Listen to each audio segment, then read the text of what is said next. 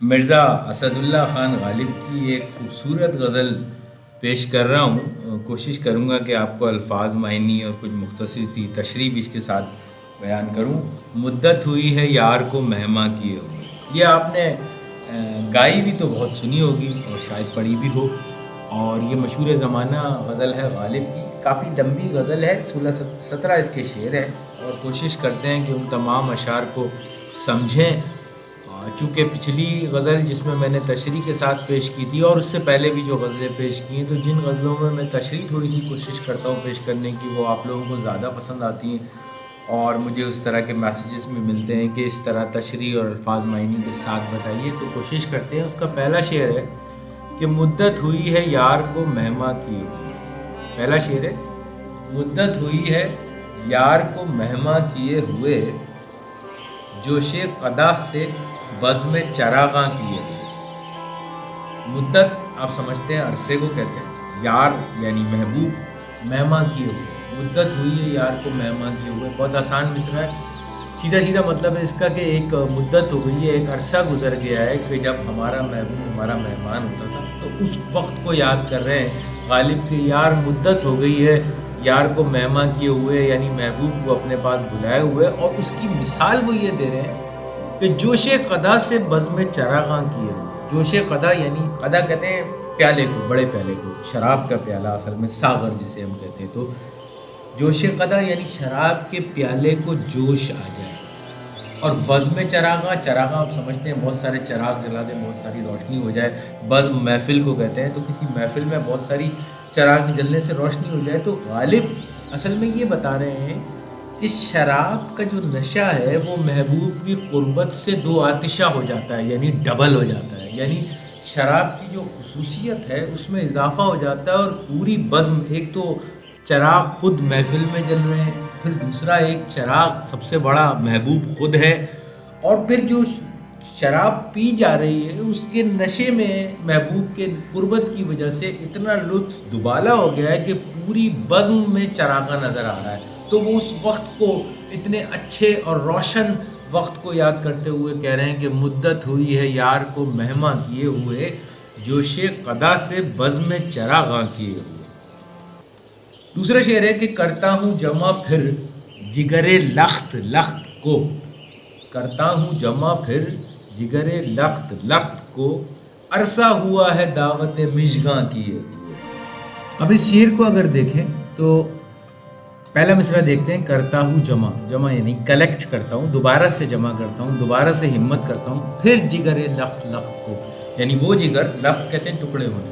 تو دو بار استعمال کیا غالب نے، جس کا مطلب ہے ٹکڑے ٹکڑے ہو جانا. یعنی اس جگر کو دوبارہ سے اب ری کیلکولیٹ کرتا ہوں جو کہ ٹکڑے ٹکڑے ہوا ہوا ہے. کیوں؟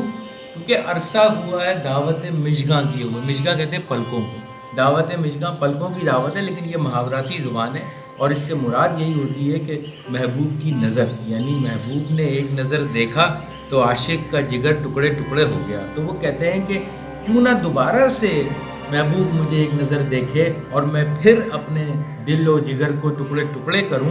اس کے لیے یہ فرما رہے ہیں کہ کرتا ہوں جمع پھر جگرے لخت لخت کو، عرصہ ہوا ہے دعوت مژگاں کیے. اور اگلا شعر دیکھتے ہیں کہ پھر وضع احتیاط سے رکنے لگا ہے دم. پھر وضع احتیاط سے رکنے لگا ہے دم، برسوں ہوئے ہیں چاک گریباں کیے ہوئے. تو یہ شعر بھی بہت خوبصورت شعر ہے غالب کا. وضع کہتے ہیں انداز کو، طرز کو، احتیاط آپ جانتے ہیں، اور رکنے لگا ہے دم. پھر وضع احتیاط سے رکنے لگا ہے دم، یعنی اس قدر احتیاط اپنے مزاج میں کرنی پڑی کہ اب اس احتیاط سے دم گھٹنے لگا ہے. اور دوسرے مصرعے میں اس کی خود ہی غالب تشریح فرما رہے ہیں کہ برسوں ہوئے ہیں چاک گریباں کیے ہوئے. یعنی جب محبوب کے ساتھ عشق، ان کا عشق و معاشقہ زوروں پہ چل رہا تھا، تو اس وقت وہ اپنا گریبان چاک کیے گھومتے تھے. اور اس کے بعد جب وہ ختم ہو گیا اور محبوب سے ملاقات بھی چھوٹ گئی، تو پھر وہی ظاہر ہے کہ گریبان بند کرنا پڑا. تو اب اس بند گریبان کے ساتھ جینے میں گھٹن سی محسوس ہو رہی ہے. آپ کو یاد ہے نا پہلا شعر کہ مدت ہوئی ہے یار کو مہما کیے ہوئے، تو برسوں ہوئے ہیں چاک گریباں کیے ہوئے. یعنی اب اس احتیاط سے دم گھٹنے لگا ہے میرا، کیونکہ جو گریباں چاک کرنے والی جو عادت تھی اس کو ترک کیے ہوئے برسوں گزر چکے ہیں۔ پھر فرماتے ہیں کہ پھر گرم نالہ ہائے شرر بار ہے نفس، پھر گرم نالہ ہائے شرر بار ہے نفس، مدت ہوئی ہے سیر چراغاں کیے ہوئے۔ پھر گرم نالہ ہائے شرر بار ہے نفس، پھر گرم نالہ ہائے شرر بار ہے نفس، مدت ہوئی ہے سیر چراغاں کیے ہوئے۔ اس شعر میں غالب فرماتے ہیں، پہلے ذرا سا مشکل الفاظ کے معنی دیکھ لیتے ہیں۔ نالہ کہتے ہیں فریاد کو، آہو بکا فریاد۔ نالہ ہائے شرر بار کہتے ہیں شعلے برسانے والی چیز۔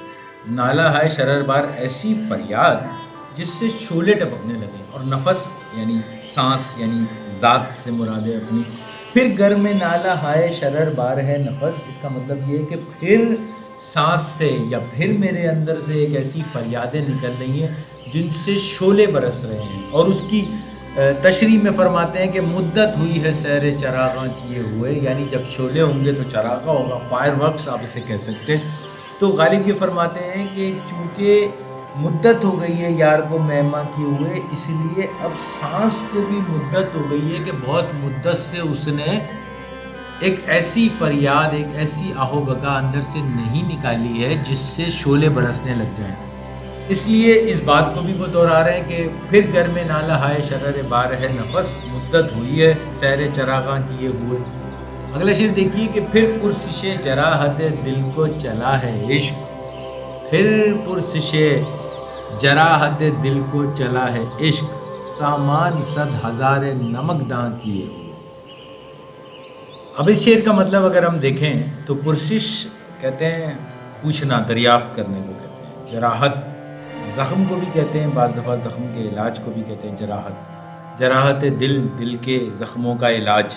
تو پھر پرسش جراحت دل کو چلا ہے عشق، یعنی عشق جو ہے وہ ایک مرتبہ پھر اپنے زخموں کو دریافت کرنے نکل چلا ہے، اور اس زخموں کی دریافت میں اپنے ساتھ کیا لے کے جا رہا ہے؟ سامان 100,000، 100 کا مطلب ہوتا ہے 100,000 نمکدان، یعنی کہ بہت سارا نمک، یعنی کہ ایک ایسے عشق کے اندر جو تانے، تشنے، تکلیفیں، فریادیں، یہ ساری چیزیں جو ساتھ ساتھ اس زخم پہ چھڑکتی رہیں تاکہ وہ زخم تازہ رہے، اس سے مراد ہے سامان 100,000 نمکداں کیے ہوئے۔ پھر پرسش جراحت دل کو چلا ہے عشق، یعنی آج کی کیفیت وہ پھر بیان کر رہے ہیں کہ آج پھر عشق جو ہے وہ اپنے دل کے گھاؤ کی دریافت میں چل نکلا ہے، اور ساتھ میں کیا سامان ہے؟ نمکدان ہے بہت سارے، جس سے یقیناً چرکے لگتے رہیں گے عشق کی۔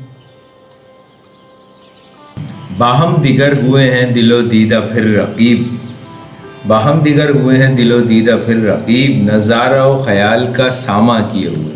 باہم دیگر ہونا یعنی ایک دوسرے سے مل کر، دل و دیدہ یعنی آنکھیں اور دل، پھر رقیب دشمن کو کہتے ہیں، یعنی ایک محبوب کے اگر دو چاہنے والے ہوں تو ان کا آپس میں جو رشتہ ہوتا ہے وہ رقیب کہلاتا ہے۔ نظارہ و خیال، نظارہ آپ جانتے ہیں ایک منظر کو کہتے ہیں، خیال میں ایک منظر بنے، تو اس خیال کو دماغ میں لائے ہوئے بھی ایک مدت ہو گئی ہے کہ اب دل اور آنکھیں جو ہیں یہ ایک دوسرے کے ساتھ مل کے کوشش کر رہی ہیں، یعنی اگر آنکھیں دیکھنا چاہتی ہیں محبوب کو تو دل ساتھ نہیں دیتا، اور دل دیکھنا چاہتا ہے تو آنکھیں کے سامنے وہ نہیں ہے، تو لہٰذا خیال میں ایک نظارہ بنایا جا رہا ہے۔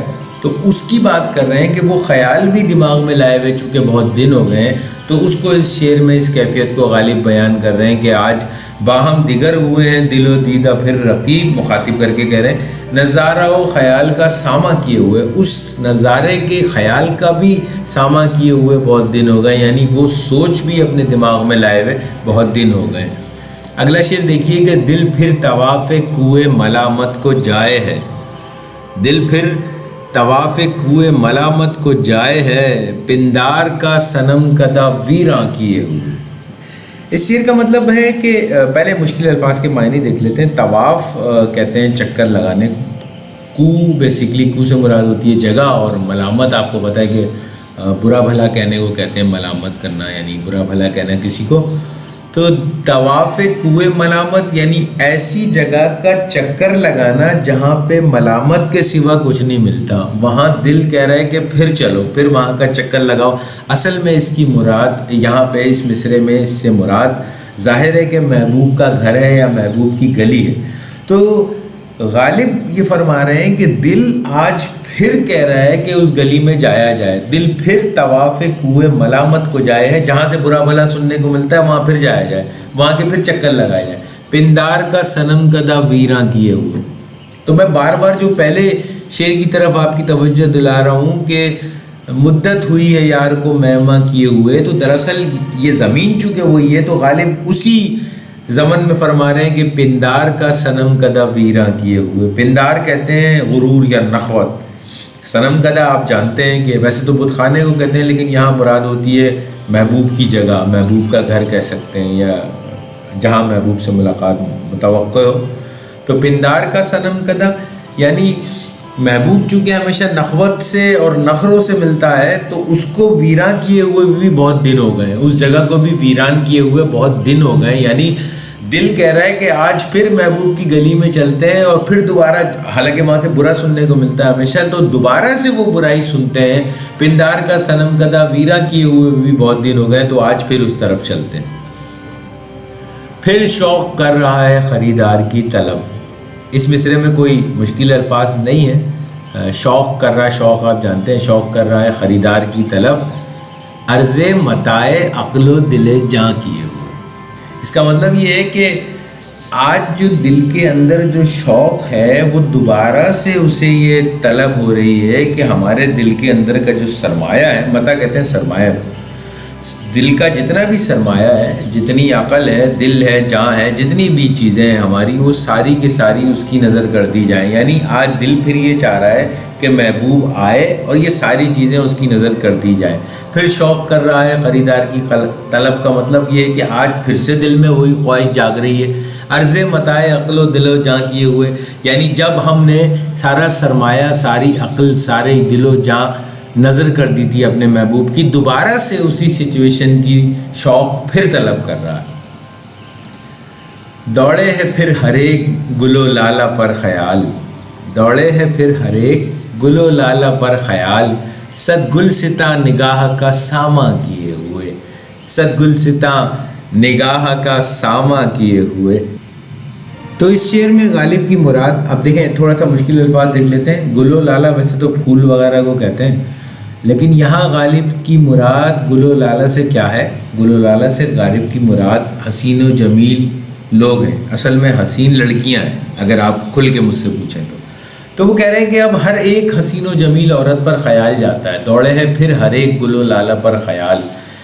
پہلے اس کو لفظی معنوں میں دیکھ لیتے ہیں ذرا کہ اس کا مطلب یہ ہے کہ ہر پھول کے اوپر خیال جاتا ہے۔ اب صد گلستاں نگاہ کا ساماں کیے ہوئے، صد 100 کو کہتے ہیں، گلستاں گلستہ جسے ہم کہتے ہیں شاعری کی اصطلاح میں باغ کو کہتے ہیں، نگاہ کا سامان یعنی دیکھ لینا کسی کو، نگاہ کا سامان کر لینا، دل بھر لینا یعنی دیکھ دیکھ کے دل بھر لینا، بہت سارا دیکھ لینا، آپ سے یہ بھی کہہ سکتے ہیں۔ دوڑے ہے پھر ہر ایک گل و لالہ پر خیال۔ اب غالب یہ کہہ رہے ہیں کہ چونکہ ہر حسین و جمیل عورت پہ اب خیال جانے لگا ہے، تو ہماری نگاہ میں اتنے سارے حسین و جمیل چہرے ہو گئے ہیں کہ اب وہی دور یاد آ رہا ہے جب ہم کسی کے حسین و جمیل چہرے کے لیے خواہش رکھتے تھے۔ پھر چاہتا ہوں نامہ دلدار کھولنا، پھر چاہتا ہوں نامہ دلدار کھولنا، جہاں نظر دل فریبی عنواں کیے ہوئے، جہاں نظر دل فریبی عنواں کیے ہوئے۔ نامہ دلدار یعنی محبوب کا خط، نامہ خط کو کہتے ہیں، دلدار آپ جانتے ہیں محبوب کو کہتے ہیں، اور جہاں نظر دل فریبی عنواں کیے ہوئے، فریب دھوکے کو کہتے ہیں، عنواں کا مطلب ہوتا ہے سبجیکٹ یعنی مضمون۔ تو غالب پھر اسی زمین میں جا رہے ہیں اور پھر یہ فرماتے ہیں کہ دل آج پھر چاہتا ہے کہ محبوب کا خط آئے اور میں اسے کھولوں، اور جس طرح ایک زمانے میں محبوب کے خط یعنی خط کی جو ظاہری خوبصورتی تھی، خط کے اندر کا جو مواد ہے وہ تو خط کھولنے کے بعد پتہ چلتا ہے، لیکن جب پہلے خط ہاتھ میں آتا ہے تو ہمیشہ عاشق خوش ہوتا ہے کہ محبوب کا خط آیا ہے، تو اس کا تو دل چاہتا ہے کہ اس پہ اپنی جان نظر کر دوں، دل لٹا دوں۔ تو وہ کہہ رہے ہیں کہ آج پھر اسی دھوکے میں جانے کو میرا دل چاہ رہا ہے کہ پھر چاہتا ہوں نامہ دلدار کھولنا، پھر میرا دل چاہ رہا ہے کہ محبوب کا خط آئے اور میں اسے کھولوں اور اسی طرح اپنی جان نظر کر دوں اس عنوان کے دھوکے میں جو کہ بظاہر خط نظر آ رہا ہے۔ کھولنے پہ پتہ چلے گا کہ اندر کیا ہے، لیکن عاشق کے لیے تو یہی بڑی بات ہوتی ہے کہ اس کے محبوب کا خط اس کے ہاتھ تک پہنچ جائے۔ مانگے ہے پھر کسی کو لب بام پر ہوس، زلف سیاہ رخ پہ پریشاں کیے ہوئے۔ اتنا مشکل شعر نہیں ہے۔ لب بام کہتے ہیں بیسیکلی سامنے آ جانا، محبوب کا ایک دم سامنے آ جانا۔ ہوس کے معنی صرف جنسی لحاظ سے نہیں ہوتے، ہوس کے اردو میں جو معنی ہیں وہ آرزو کے ہیں، شدید آرزو، شدید قسم کی خواہش۔ تو مانگے ہے پھر کسی کو لب بام پر ہوس سے مراد یہ ہے کہ ظاہر ہے کسی سے مراد محبوب ہی ہے، تو غالب کہتے ہیں کہ پھر دل یہ چاہ رہا ہے آج کہ محبوب کو سامنے دیکھنے کی خواہش پھر سے شدید خواہش اجاگر ہو رہی ہے۔ اور اس کی شکل کیا بیان کر رہے ہیں محبوب کی کہ زلف سیاہ رخ پہ پریشان کیے ہوئے، گورا رنگ ہو اور سیاہ زلفیں، یعنی رخ پہ چہرے کے اوپر زلفیں آئی ہوئی ہوں۔ عاشقی شاعری کی اصطلاحات میں محبوب کی شکل کچھ اس طرح سے بیان کی جاتی ہے کہ جی گورے رنگت پہ اگر زلفیں آئی ہوئی ہوں تو زلفیں ہٹا کے دیکھا جائے تو چاند جیسا چہرہ نظر آتا ہے۔ تو ظاہر ہے کہ یہ بال جو ہیں وہ چہرے پہ پریشان بھی کر رہے ہوتے ہیں اور بار بار محبوب جو ہے ان بالوں کو اپنے کانوں کے پیچھے یا چہرے کے سامنے سے ہٹا رہے ہوتے ہیں، کانوں کے پیچھے کر رہے ہوتے ہیں۔ تو غالب کی مراد اس سے کہ محبوب کی اصل میں وہ ادا بھی عاشقوں کو بہت بھاتی ہے، تو وہ اصل میں اس انداز میں دیکھنے کی خواہش آج پھر سے جاگ رہی ہے کہ مانگے ہے پھر کسی کو لب بام پر ہوس، زلف سیاہ رخ پہ پریشان کیے ہوئے، یعنی ایسی سچویشن میں دیکھنے کا آج پھر سے دل چاہ رہا ہے اپنے محبوب کو جب اس کے زلفیں جو ہیں اس کے چہرے پہ پریشانی پیدا کر رہی تھی، وہ بار بار اب محبوب اپنی زلفیں اپنے چہرے سے ہٹا رہا تھا، تو یہ ادا بھی غالب کو دیکھنے کی دوبارہ سے جستجو پیدا ہو رہی ہے۔ چاہے ہے پھر کسی کو مقابل میں آرزو، مقابل کہتے ہیں سامنے کو، آرزو تو آپ سمجھتے ہیں خواہش کو کہتے ہیں، تو پھر دل یہ چاہ رہا ہے کہ آرزو یہ چاہ رہی ہے کسی کو سامنے اپنے پانے کی، اور اس کی سچویشن کیا ہو جب وہ سامنے آئے، سرمے سے تیز دشنائے مشگاں کیے ہوئے، مشگاں پلکوں کو کہتے ہیں، ابھی آپ کو بتایا، دشنا خنجر کو کہتے ہیں۔ سرمے سے تیز، سرما جب محبوب کی آنکھوں میں لگے گا تو پلکیں اور خوبصورت ہو جائیں گی، جب پلکیں اور خوبصورت ہو جائیں گی تو وہ اصل میں خنجر کی طرح ہو جائیں گی۔ اب یہاں خنجر سے مراد قصاب والا خنجر نہیں ہے، بلکہ وہ خنجر جس سے محبوب کے عشق کا خون کیا جائے، یعنی شاعری کی اصطلاح میں کہتے ہیں نا کہ محبوب اگر ایک نظر دیکھے تو عاشق کا خون ہو جائے، تو وہ اس سے مثال دے رہے ہیں کہ سرمے سے تیز دشنائے مشگاں کیے ہوئے، یعنی اب دل پھر یہ چاہ رہا ہے کہ کسی کو سامنے اپنے میں ایسا دیکھوں کہ اس نے اپنی آنکھوں میں سرما لگایا ہوا ہو اور اس کے سرما لگانے سے اس کی پلکیں خنجروں سے زیادہ تیز ہو گئی ہوں، اس کی ایک نظر کے کاری وار سے عاشق کا خون ہو سکتا ہو۔ ایک نو بہار ناز کو تاکے ہے پھر نگاہ، نو بہار ناز نیا نیا جوان ہونا، خوبصورت ہونا، ایک ایسی نو بہار کا مطلب ہے کہ جس پہ نئی نئی جوانی آئی ہو، نو بہار ناز کو تاکے پھر نگاہ، یعنی دل آج پھر کسی ایسے حسین چہرے کو دیکھ رہا ہے جس پہ نئی نئی جوانی آئی ہے، جو بہت خوبصورت ہے، اس کی خواہش کر رہا ہے دیکھنے کی۔ پھر ایک نو بہار ناز کو تاکے ہے پھر نگاہ، چہرہ فروغ میں سے، فروغ میں شراب کی شدت سے، جیسے فروغ میں سے گلستہ ہو جانے کا مطلب یہ کہ شراب کی شدت سے چہرہ سرخ ہو جانا، تو ایسی سچویشن میں غالب پھر خواہش کر رہے ہیں اپنے محبوب کو دیکھنے کی کہ ایک نو بہار ناز کو تاکے ہے پھر نگاہ، یعنی ایک ایسا چہرہ پھر دوبارہ سے سامنے آ جائے، ڈھونڈ رہی ہے نگاہ اس کو جس کا چہرہ فروغ میں سے، شراب کی شدت سے سرخ ہوا ہوا ہو۔ گلستان سے مراد، پھولوں سے مراد، سرخی سے مراد اس چہرے کی لی گئی ہے۔